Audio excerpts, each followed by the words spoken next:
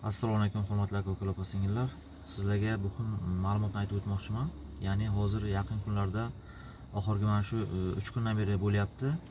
Lechkamga juda ham ko'p savollar keldi. Ya'ni ko'p ko'ryapsizlar, elchixona mavzusi bo'yicha shunaqa mavzu chiqqan. Ko'p aka ukalarimiz aytib chiqqan. Bu haqda ya'ni jilbovka yo'q bo'ldi degan. Keyin ko'pchilik buni noto'g'ri tushunyapti. Ya'ni viza berish tugatildi. Tamom, mana bu приглашение olganlar kuydi degan ma'noga borib tushunyapti ekan.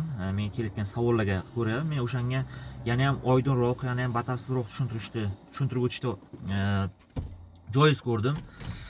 Kitob yilda ham gapirib qo'yaveradi. Xullas akalar, mana 3-4 kun bo'lyapti, даже bir hafta ham bo'lyapti.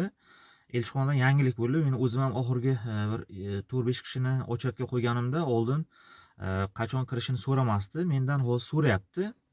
Ya'ni misol uchun hozir deylikki bugun 20-martga qo'ygan bo'lsam aka ukalarni, o'sha kundan boshlandi. Ya'ni u yerda ko'rsatganki 1-apreldan boshlab to 17-aprelgacha joy bor, soatlar bor, o'shani tanla degan menga.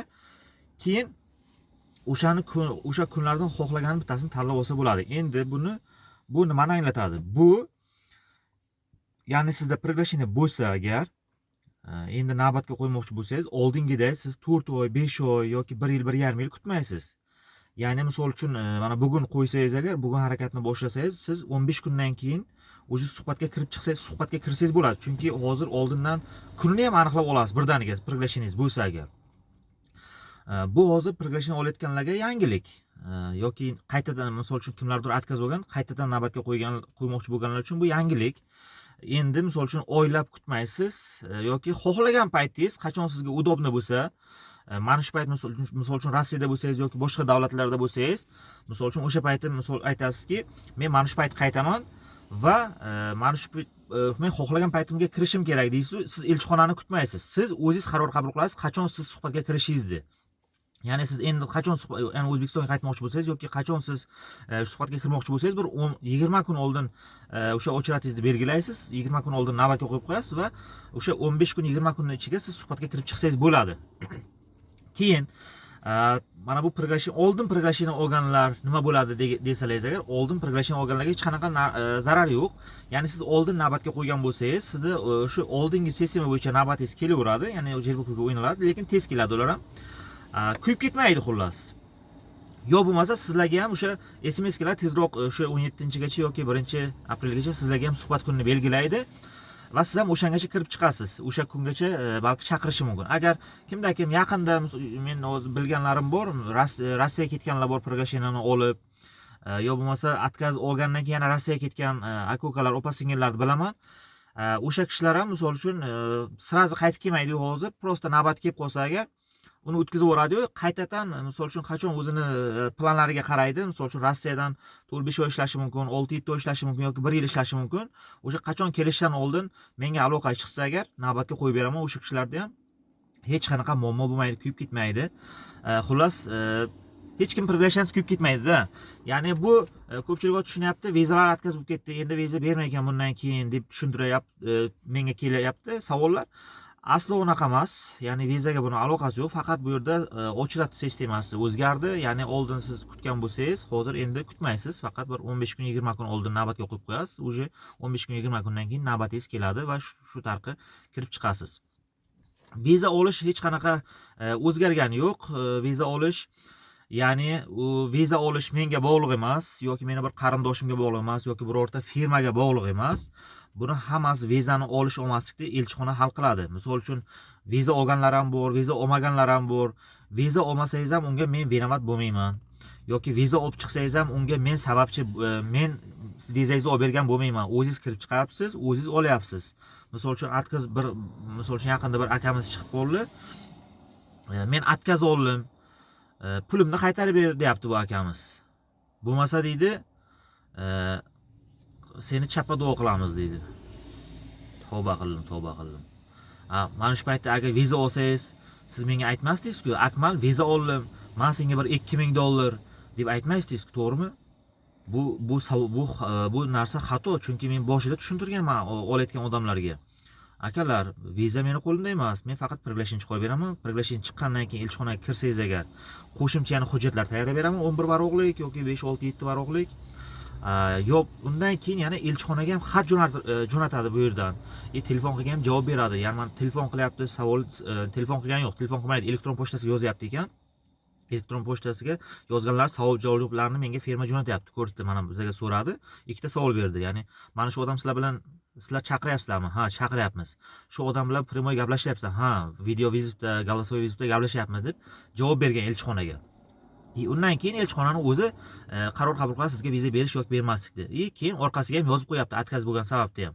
Sizga ishonmadik, siz borib qolib ketishingizga yoki vaqtiga qaytib kelishingizga ishonmadik va o'sha uchun sizga отказ berdik deb anusini ham yozib qo'yibdi. U yerda misol uchun aytgan yo'qki, o'shaning orqasida mana sen Akmaldan приглашение olgan ekansan, o'sha uchun отказ berdik, yo'q bo'lmasa ishxonang dabdala ekan, o'sha uchun отказ berdik degan yo'q-ku. To'g'rimi?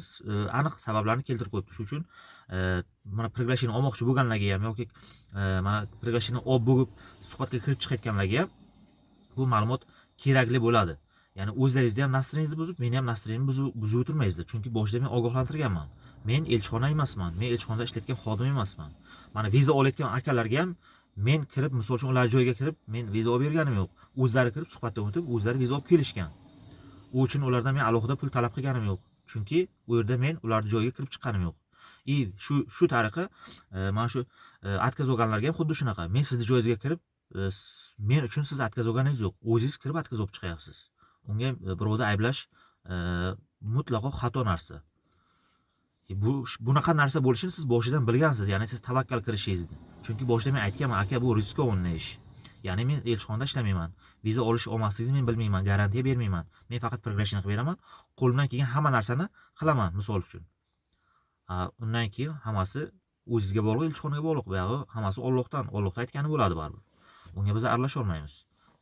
Misol uchun sizdan men viza chiqadi desam, sizga chiqmasa yoki viza chiqmaydi desam chiqib qolsa, u yerda men yolg'onchi bo'lib qolaman. Shuning uchun boshidan tushuntiraman. Men bu viza masalasiga men aralasha olmayman. Ne to'ka mendan mana qanchadan necha yildan beri yurgan Polshaga aka-ukalar bor. Ular ham aralasha olmaydi yoki O'zbekistonda katta litsenziyasi bor firmalar bor. Ular ham aralasha olmaydi. Hech kim aralasha olmaydi bu narsaga. Shuning uchun mana shunaqa narsani noto'g'ri tushunmaymiz. To'g'ri tushunib, to'g'ri mulohaza qilib, ma'qul bo'lsa, keyin harakat qiling Polshaga. O'sha topshirayotgan odamlardan hammasi biladiki, Polshaga qiyinchilikligini, viza olish qiyinligini. Lekin Polshaning vizasi boshqa davlatlarning vizasidan 1000 marta yaxshiligini ham bilishadi. Shuning uchun Polshaga harakat qilishadi. Ana shunaqa ma'lumotlar aka-ukalar. Hozir dalni momentda Fransiyadaman. Bizning ishlarimiz yurishib ketdi, uje boshlandi, xudoga shukr, lekin odam olgan yo'q bizning kompaniyamizga. Faqat o'zimizda shofyorlar dam olayotgan edi, o'shalar bitta hammasi chiqib ketyapti ishga. Hozir yuk olib ketyapman men, Ispaniyadan, Portugaliyadan yuk olganman, oddiy palet, o'shani Italiyaga o'rayapman. Xudo xolasa hozir birpas dam olishim kerak bu yerda, ya'ni birpasimizdan 5-6 soat dam olaman, keyin asta yo'lga chiqaman. Kechga chegaradan o'tib ketishim kerak soat 5 dan keyin. Bilmayman nimaga. Katta ehtimol bilan yo'lda chegarada Alp tog'larining ustida punktchasi bor, просто shu yerda militsiyalar turadi. Endi tekshirmasligini oldindan hech kim bilmaydi, lekin на всякий случай o'sha ishxonada aytilgan. Endi biz постоянно перегруз bilan yuramiz, ya'ni bizda o'zi 400 kilo mumkin, chunki biz B kategoriya bilan yuribmiz. B kategoriyaniki общий 3,5 tonagacha bo'lishi kerak mashina vesi bilan. Mashina vesini o'zi 3 ton 140 kilo shunday. Bizga 350 kilo, 400 kilo yuk mumkin. Shu uchun bizda mana shunaqa yo'llar terib berishadi, o'sha o'tirmaydi.